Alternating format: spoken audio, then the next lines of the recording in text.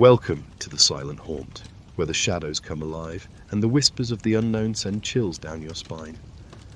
Are you ready to confront the darkness? Grab your blanket, turn off the lights, and hold on tight. This is a story you won't forget.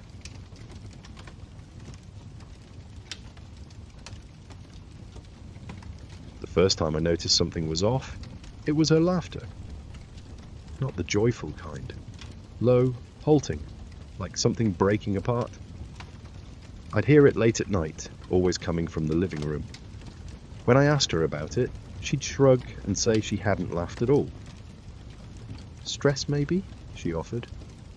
You've been working so much. She wasn't wrong. I'd been pushing myself hard at the firm, burning through 12-hour days. But it wasn't just the laughter.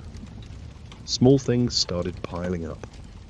Missing books, rearranged furniture, lights left on when I knew I'd turned them off. Are you reorganizing the house? I asked one evening after noticing our bookshelf looked different. I haven't touched it, she replied. A flicker of something in her voice. Fear? Guilt? I brushed it off. The tipping point came last Tuesday. I woke up at 2:47 a.m. to the sound of scratching. My wife wasn't in bed. I found her in the basement, crouched over the floor, carving something into the concrete with a screwdriver.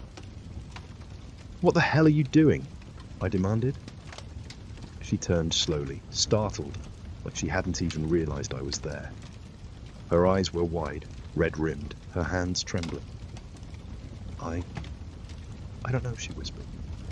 I pulled her away and brought her back to bed, trying to convince myself it was sleepwalking or stress.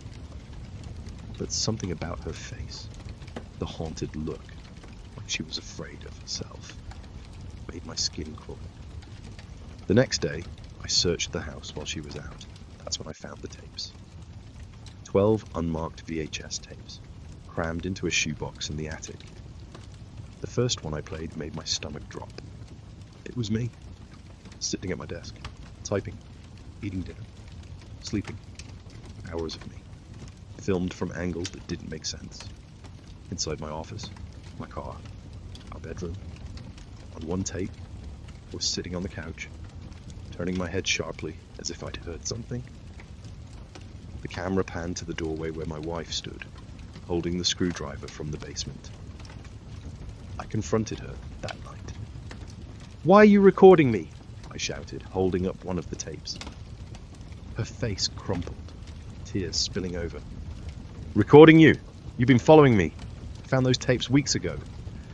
Her voice broke and she fled the house before I could respond. I stood there, dumbfounded. Following her? That was insane.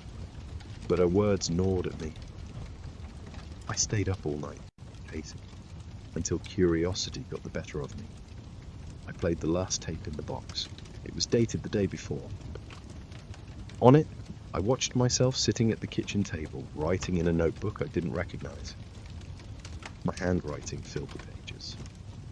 I didn't own that notebook. The most recent entry sent chills down my spine. She knows I know. I tore the house apart until I found the notebook, stuffed in a drawer beneath the sink. The pages were filled with logs of her movements. 7:30 a.m. Leaves for work. 12:15 p.m. Comes home for lunch. Doesn't see me watching.